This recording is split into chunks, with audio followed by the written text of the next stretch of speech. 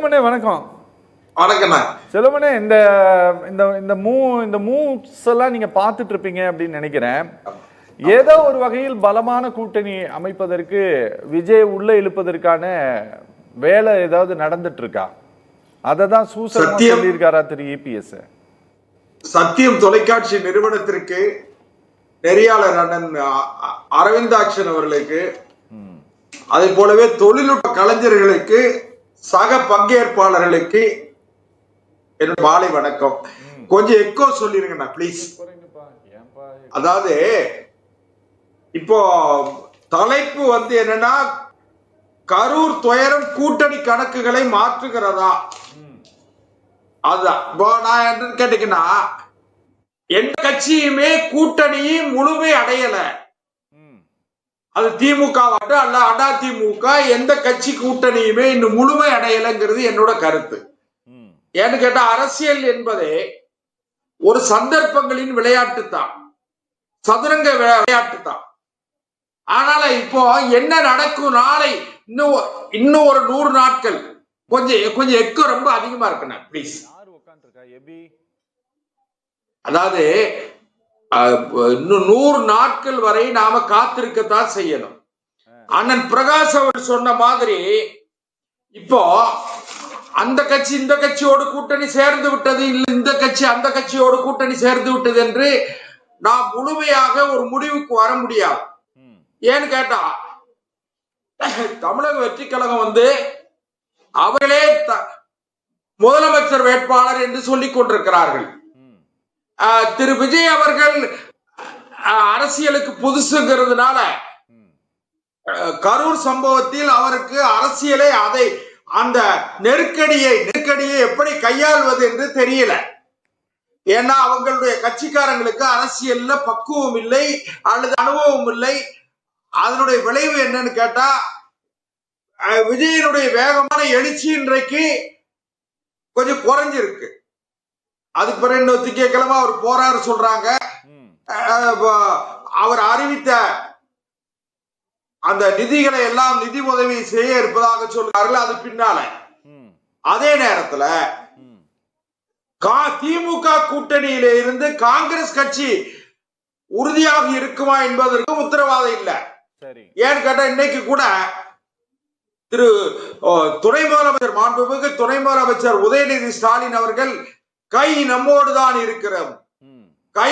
தான் இருக்கிறது என்று ஒரு நிகழ்ச்சியில திண்டுக்கல் நினைக்கிறேன் அதுல பேசுறாங்க.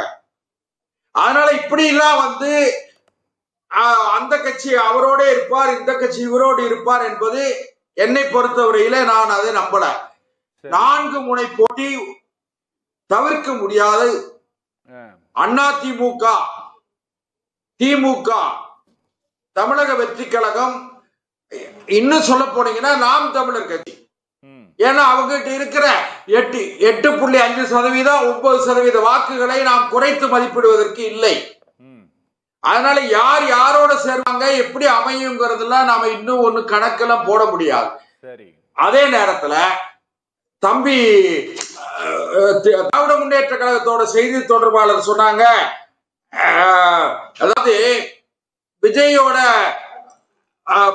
அந்த கொடியை பார்த்து அதிமுக பொதுச் செயலாளர் அப்படி பேசிட்டார் இப்படி பேசிட்டாரு சொல்லி, இதெல்லாம் ஒரு பொருத்தமற்ற வாதம்ங்கிறதா என்னோட கருத்து. ஏன்னு கேட்டா, 1972 மக்கள் திலகம் எம்ஜிஆர் கட்சி ஆரம்பிக்கும் போது எம்ஜிஆரோட வேற பெரிய கட்சிகள் எதுவும் சேரல. அன்றைக்கு இந்திய கம்யூனிஸ்ட் கட்சியினுடைய மாநில செயலாளராக இருந்த திரு கல்யாண சுந்தரம் அவங்க மட்டும்தான் ஒன்னா இருந்தாங்க. அவரே பாலதண்டாயுதம் இந்த மாதிரி அவங்கதான் ஒன்னா இருந்தாங்க. அதனால இவரு அதிமுக கூட்டத்தில் தாவேகா கொடி பறப்பதை அவர் ஒரு மகிழ்ச்சியை வெளிப்படுத்துறாரு. அதையே குறை சொல்வதற்கு இல்லை. கடந்த காலங்கள்ல ஏதோ அதிமுக பிஜேபியோட அடிமைங்கிற மாதிரி தம்பி சாதிக்கு சொன்னாங்க. அதை நான் அடியோடு மறுக்க. ஏன்னு கேட்டீங்கன்னா, 1977 மிசா என்கிற கொடுங்கோல் சட்டம் இந்த நாட்டில் அறிமுகப்படுத்தப்பட்டு 75 அறிமுகப்படுத்தப்பட்டு 77 அந்த சட்டம் நீக்கப்பட்டுச்சு. 75 அறிமுகப்படுத்தப்பட்ட மிசாவில் 543 திமுக முன்னணி தலைவர்கள் மிக கடுமையாக பாதிக்கப்பட்டார்கள். அதுல முன்னாள் மேயர், நாடாளுமன்ற மாநிலங்களவை உறுப்பினர் சிட்டிபாபு அடித்து கொல்லப்பட்டார். ஆனால் 2.5 வருடத்தில் டாக்டர் கலைஞர் அவர்கள் 1980ல நேருவின் மகளே வருக, நிலையான ஆட்சி தருகன்னு சொல்லி காங்கிரஸோடு கூட்டணி வைத்தார்கள். அதனால வெற்றி தோல்வி என்பதும் அரசியலில் நிரந்தர நண்பர்களும் இல்லை, நிரந்தர எதிரியும் இல்லை. இது டாக்டர் கலைஞருடைய வசனம் தான், அவருடைய பொன்மொழிதான். மாற்றான் தோட்டத்து மல்லிகைக்கு மனம் உண்டு, இது அண்ணா சொன்னதுதான். நடந்தவை நடந்தவையாக இருக்கட்டும், நடப்பவை நல்லவையாக இருக்கட்டும், இது கலைஞர் சொன்னதுதான். அதனால நீங்க இப்ப இது இந்த கட்சி அதுக்கு விதிவிலக்கு, அந்த கட்சி இதுக்கு விதிவிலக்கு அப்படிலாம் கிடையாது. கொள்கை, லட்சியம், சித்தாந்தங்கள் மாத்திரமே அரசியல் கட்சியை வழிநடத்துதான் கேட்டா கிடையாது.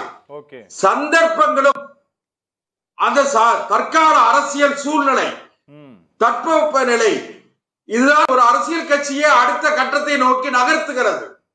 அதனால நீங்க தேர்தல் கூட்டணி அமைந்து விட்டதாகவோ, அந்த கட்சி இந்த கட்சியோட கூட்டணி முழுமையாகிவிட்டது, அல்லது திமுக கூட்டணியில் எல்லா கட்சிகளும் அப்படியே இருப்பார்கள் நினைக்காதீங்க. நேற்றைக்கு கூட முன்னாள் நாடாளுமன்ற உறுப்பினர், தமிழ்நாடு காங்கிரஸ் கமிட்டியோட முன்னாள் தலைவர் திரு KS அழகிரி கூட சொல்லியிருக்காங்க, எங்களுக்கு அதிகமான இடமும் வேணும், அதிகாரத்துல பங்கு வேணும்னு சொல்லி கேட்டிருக்காங்க. அதனால என்ன வேண்டாம் நடக்கும், பொறுத்துதான் பார்க்கணும். அதாவது மாநில உரிமைகளை விட்டு கொடுத்ததில் பெரும்பகுதியான பங்கு திமுகவுக்கு தான் உண்டு. ஏன்னா கல்வி உரிமையை மாநில பட்டியலில் இருந்து மத்திய பட்டியலுக்கு மாற்றியது திமுக ஆட்சியில தான். கச்சத்தீவை மத்திய அரசு இலங்கைக்கு தாரை வார்த்து கொடுத்தது திமுக ஆட்சியில தான். நீட்டு கொண்டு வந்தது திமுக தான். அந்நிய நேரடி முதலீட்டுக்கு அனுமதி கொடுத்தது திமுக. அதனால திமுக மாநில உரிமைகளை பேசுவதற்கு எந்த தார்மீக உரிமையும் இல்லை. நீங்க அந்நிய நேரடி முதலீட்டை கொண்டு வந்தது, அதாவது கம்மியா இருந்ததெல்லாம் 100% மாத்தங்க பிஜேபி கவர்மெண்ட். திமுக ஆட்சி கலைக்கப்பட்டு எமர்ஜென்சி நடைமுறையில் இருந்தபோதுதான் கல்வி மாநில பட்டியலிருந்து மத்திய பட்டியலுக்கு மாற்றப்பட்டது. அதற்கு பிறகு 77 இருந்து 87 வரைக்கும் எம்ஜிஆருடைய ஆட்சி தான் இருந்தது. ஓகேங்களா? 10 வருஷம் அவங்க தான் இருந்தாங்க, நாங்க கிடையாது. இன்னொரு நான் பேசுறேன், நீட் தேர்வு ஜெயலலிதா இருந்த வரைக்கும் நீட் வரல தமிழ்நாட்டுல. நீங்க ஒரு கல்லூரி கொண்டு வர முடிஞ்சதா? மாவட்டத்துக்கு ஒரு மருத்துவ கல்லூரி சட்டம் அதுக்கு மேல காலேஜ் கொண்டு வர முடியாதுங்க. கவர்மெண்ட் மாத்திருச்சு ரூல். சட்டம் போட்டதே கலைஞர். இதுக்கு கலைஞர் தாங்க. இல்ல எய்ம்ஸ் கொண்டு வந்தல, நாங்க இங்க கொண்டு வந்தல மதுரைக்கு. எத்தனை முறை நீங்க அசெம்பிளியை நீங்க பாராளுமன்றத்தை எத்தனை முறை முடக்கி பாராளுமன்றத்தை எத்தனை முறை முடக்கி நீங்க 10 வருஷம் இருந்தாரா? 4 வருஷம் நீங்க பேசி முடிங்க. உங்க கேள்வி நான் பதில் சொல்றேன். ஐயா 2 நிமிஷம் சசி பாராளுமன்றத்தை எத்தனை முறை நீங்க மாநில பிரச்சனைக்கு முடக்குனீங்க? எய்ம்ஸ்ல 2வது கல்லு வைக்க வழி இருக்காங்க இவங்களுக்கு. கூட்டணி வச்சிருக்கீங்கல்ல, அவங்க தான் வைக்கணும். பாதுகாக்கப்பட்ட வேளாண் பத்தி பேசுறீங்கல்ல, நீங்க தான் பேசணும். பாதுகாக்கப்பட்ட வேளாண் மண்டலம் கொண்டு வந்து இன்னைக்கு அதோட நிலைமை என்ன? கெயில் குழா பறிச்சிட்டு இருக்காங்க 4 வருஷமா, ஹைட்ரோ கார்பன் எடுத்துட்டு இருக்காங்க. அத பத்தி உங்களோட நிலைப்பாடு என்ன? ஒரு 4வது பாராளுமன்றத்தை முடக்கி இவர்கள் ஓட்டு போட்டு போய் பேசிட்டு இருக்காரு. ஒரு முரசொலியை கட்டப்பட்டு இருந்தா இப்படி நான் துக்ளக் படிக்கிறதுல உங்கள முடிக்க போறேன். ஒரே நிமிஷம் நான் சொல்லிடுறேன். நான் சொல்றேன் 10 வருஷம் மன்மோகன் சிங் பிரதமராக இருந்த பொழுது திருச்சியில மத்திய பல்கலைக்கழகம், திருவாரூர்ல மத்திய பல்கலைக்கழகம், சென்னையில நீதிமன்றம் கத்தூரி இருக்கு. ஜெயலலிதா மாதிரி தண்டனை வாங்கல, ஜெயிலுக்கு போல, ஊதுவத்தி உருட்டல, முதலமைச்சர் பதவி இழக்கல, முதலமைச்சர் பதவி இழக்கல. எங்க ஜெயிச்சீங்க? ஜெயில இருந்தீங்க, ஜெயில இருந்தீங்க, ஜெயில இருந்தீங்க. 2016 அப்புறம் ஜெயிலுக்கு போனீங்க. நீதிமன்றத்தால் தண்டிக்கப்பட்ட ஒரு கட்சியின் தலைவர் ஜெயலலிதா 14ல ஜெயிலுக்கு போனாங்க. நீதிமன்றத்தால் அதுக்கப்புறம் அவங்க சொல்றது கரெக்ட் தான், ஜெயிச்சாங்க. தண்டிக்கப்பட்ட ஜெயலலிதா உச்ச நீதிமன்றம் உறுதிப்படுத்திச்சு. இங்க குற்றவாளின்ட்டு குற்றவாளின்னு நீதிமன்றம் உறுதிப்படுத்தியது. சார் ரொம்ப நன்றி.